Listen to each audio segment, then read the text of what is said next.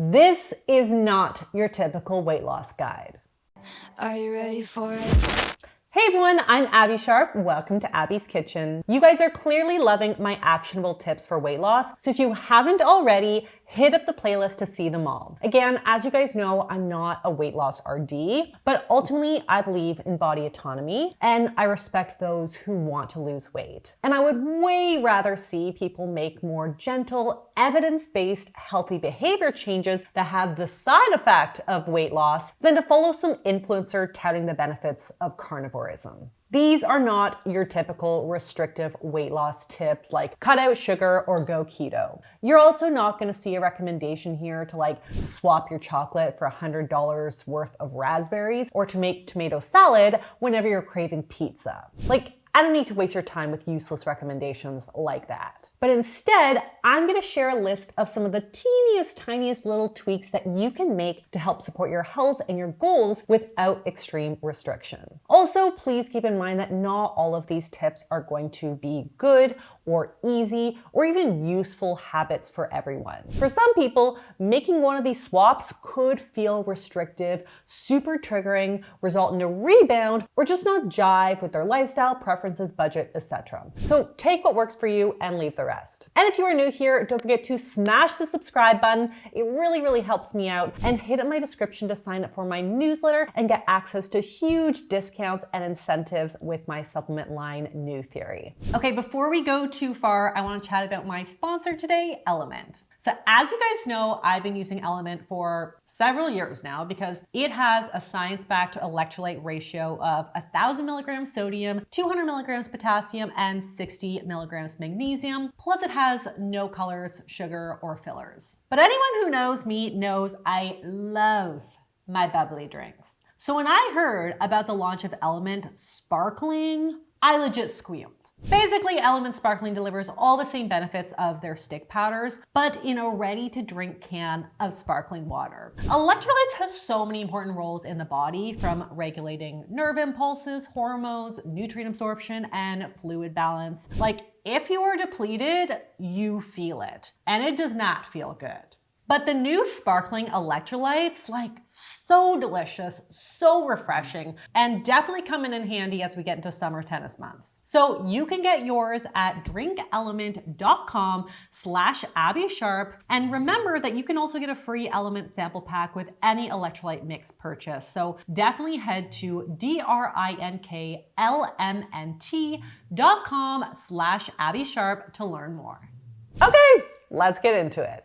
Hack 1, think thick, not skinny. Whenever frying or roasting, cut your potatoes or your chicken or whatever into larger pieces. The more surface area in a smaller piece of food, the more oil is required for cooking. Ditto when it comes to any kind of breading or batter. So for example, if a chicken breast needs half a teaspoon of oil to get crispy or 2 tablespoons of breadcrumbs to cover, that same amount of chicken cut into bite-sized pieces might require 3 or 4 times that amount. Ditto for skinny versus thick fries. For example, Cavendish wedges contain 110 calories and 4 grams of fiber per serving, and for the same serving by weight, their shoestring fries have twice the fat and 50 more calories. Hack 2, put a pickle in it. Okay, it doesn't have to be a pickle, but vinegar is a great weight loss cooking tool. Not only do vinegars offer a huge amount of flavor for very few calories, but research suggests that the acetic acid in vinegar can significantly reduce the glycemic and insulin response from a carb-based meal while increasing subjective satiety ratings. So let this be a reminder to throw a few dill pickles on your sandwich, kimchi on your rice, balsamic on roasted vegetables, and of course, a bright zippy vinaigrette on your salad. Considering how delicious vinegar-based condiments are, I feel like this hack is a win-win.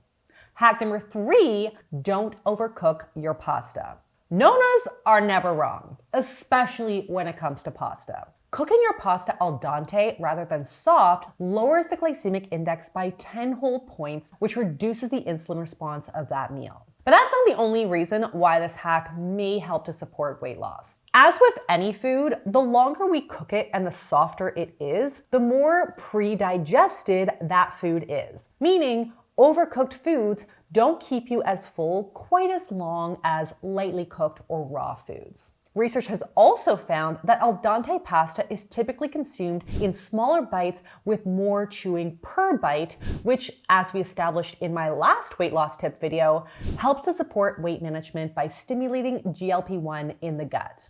And a reminder that GLP-1 is the appetite-suppressing hormone that is found in drugs like Ozempic. This study showed specifically that overcooked soft pasta was consumed 42% faster than al dente pasta, and we know that fast eating has consistently been shown to increase total caloric intake and our weight. Hack number 4, choose extra stinky old cheese.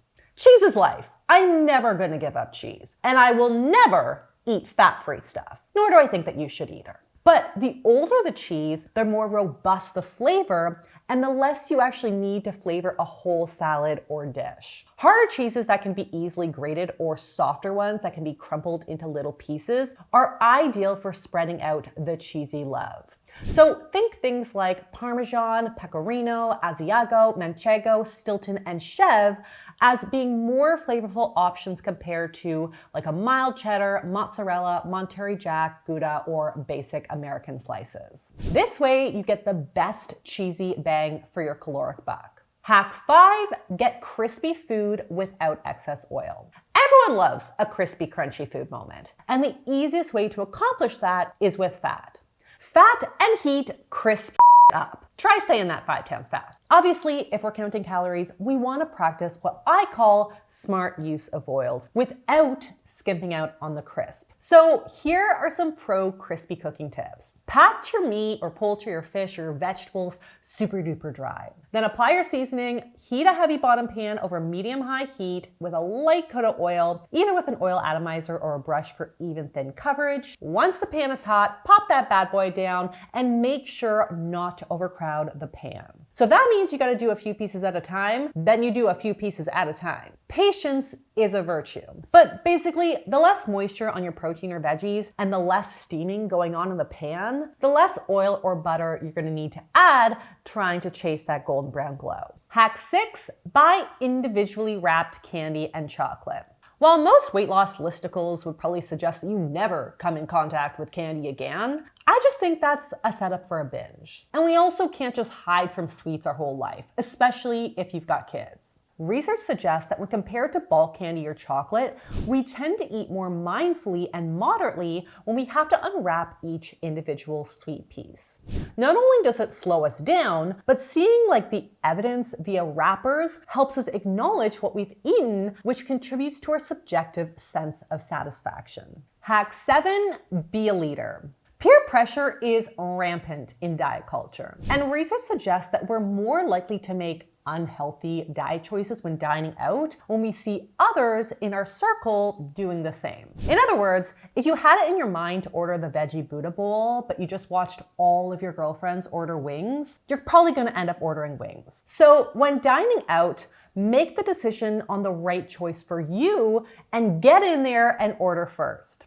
That way, you're more likely to meet your unique needs and desires rather than being influenced by external cues. Chances are, if your friends see you trailblazing with a balanced meal order, they might even follow suit. Hack number 8, unfear the fat. When counting calories, we often assume that low-fat versions are always best. But fat is super satiating. It's an important part of my hunger crushing combo, and when we remove fat, we often need to replace it with less satiating refined sugars. So for example, a low-fat granola with 3 grams of fat has 17 grams of sugar, 4 grams of fiber, and 5 grams of protein. Whereas a full-fat granola packed with nuts and seeds has 9 grams of sugar, 5 grams of fiber, and 6 grams of protein. Even when calories are slightly lower in the low-fat version, the satiety index takes a hit and you end up needing to eat much more in order to feel satisfied. This is the same with low-fat peanut butter, low-fat yogurt, low-fat salad dressings, etc. When you lose out on that creamy or rich mouthfeel, we need to replace the fat with sugar, and you'll be hungry sooner after a high sugar snack than a snack that's higher in fat.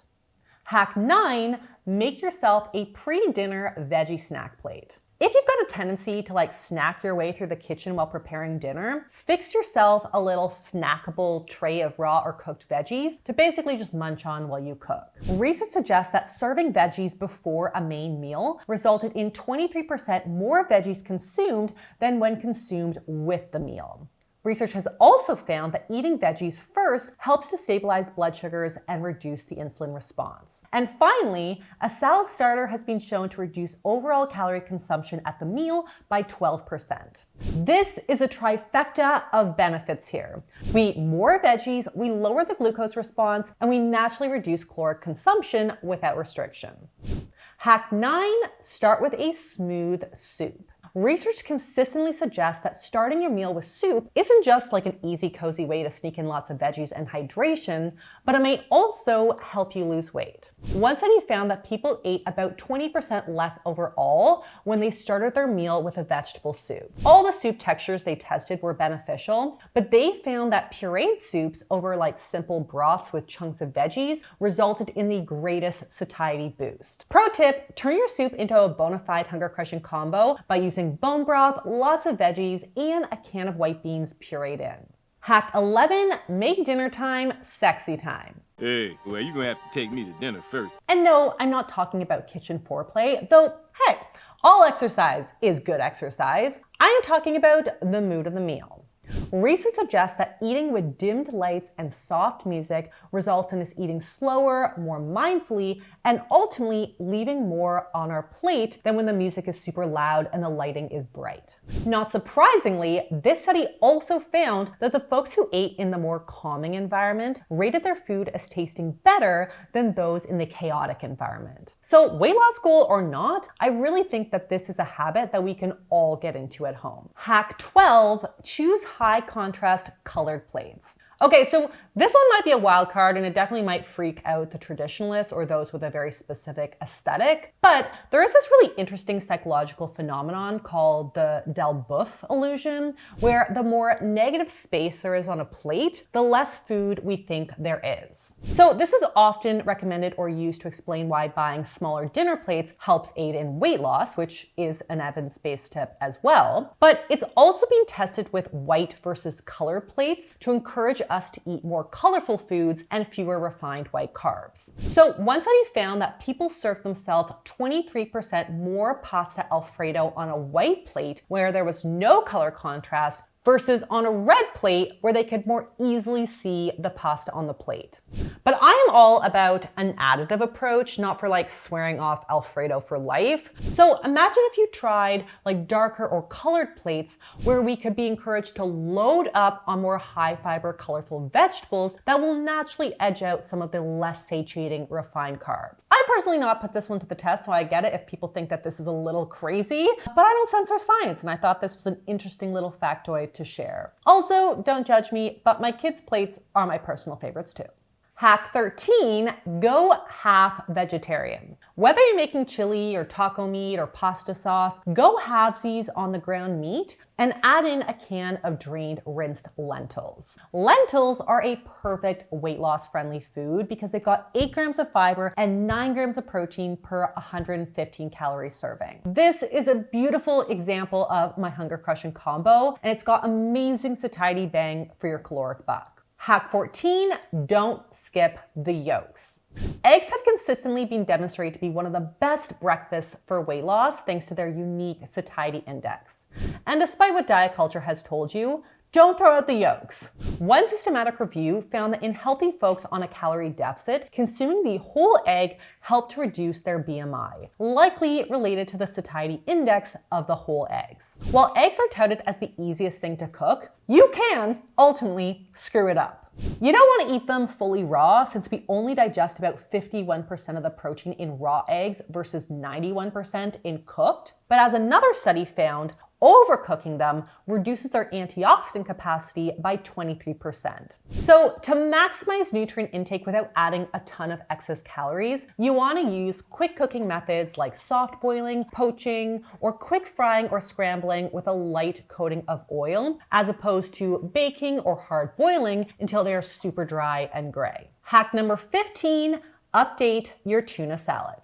Okay, so this is a no-brainer for me because anyone who knows me knows that mayonnaise makes me a little uncomfy. And it's not because of the calories. I am more than happy to eat it on a sandwich that someone else has prepared for me, but I cannot interact with the stuff. I will not put my hand into a jar and pull out a spoonful of gloop without feeling a little queasy. But if you just listened to that description and you still love mayo, I don't want you to give it up. But again, we're all about smart use of oils and fats while adding rather than removing to keep our mindset in a state of abundance over denial. So when making egg, tuna, or chicken salad, stretch that mayo out with a higher fat plain Greek yogurt to get better satiety and nutrition bang for your caloric buck.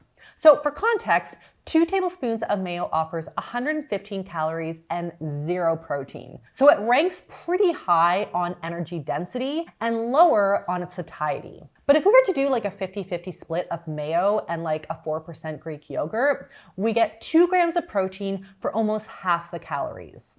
If we add a squirt of mustard in there or maybe some spices in the mix, we see an immediate hike in flavor for an even greater calorie cut. Listen, if mayo is your lover and your grandma's tuna salad recipe is sacred to you, this is not gonna work. But if you are less loyal to tradition, this is a great little lunchy lunch hack. And finally, a bonus hack: bake, eat, freeze. I do a lot of party throwing and I have like a Jewish mother habit of making or buying way too many desserts. Because there is nothing worse than not having enough sweets. Am I right? I would be disappointed if I went to that party. Anyway, I find there's typically 2 types of responses to having excess sweets in the house while watching your weight. There's type A, who will throw everything away immediately or like insist on other people taking it home to get it out of the house before they binge. And there's type B, who will feel the need to like eat it all up super duper quickly before it goes bad in like a Last Supper syndrome situation and then vow to start their diet again tomorrow. Both of those scenarios are wasting delicious cake, either to the garbage or to your own unappreciative body when eating like your 4th slice starts to feel like a chore. What I do after enjoying dessert at the party is I slice the cake or dessert into individual pieces, wrap them individually, pop everything into a freezer bag, and then when a craving hits for something sweet, I don't need to go out and buy a whole other dessert or tray of desserts, which kind of just repeats the whole cycle. I can mindfully plan ahead, get my solo slice, wait for it to thaw, and then enjoy the portion that feels good to me. Sometimes I forget about it while it's thawing because the craving has passed, and when it persists, I enjoy my slice guilt-free and move on. Okay, like I said, not all of these itty-bitty tips are going to work for everyone, nor do I think that any one of them is necessarily going to magically result in weight loss. But sometimes it's all the little things that add up. At the end of the day, weight loss comes down to creating a calorie deficit. And in order for that deficit to be sustainable, the changes we make cannot make us miserable. Going from vegetarianism to like carnivorism in an effort to lose weight, probably not a stellar lifelong hack. But making a few little tweaks to your meal prep or utilizing some of the principles of eating psychology to work in your favor might help you naturally make more balanced choices from a place of abundance rather than denial. But let me know if any of these itty bitty tweaks are something that you're gonna try. And also let me know if you've got any others that have worked well for you. We don't gatekeep here, people. We don't gatekeep. And on that note, that's all that I have for you guys today. Don't forget to hit up my description to sign up for my newsletter to get exclusive deals on my new Theory supplement line. And also don't forget to check out the link below to order yours today. We are almost sold out. You wanna get on it. And I'll see you next time on Abby's Kitchen. Bye!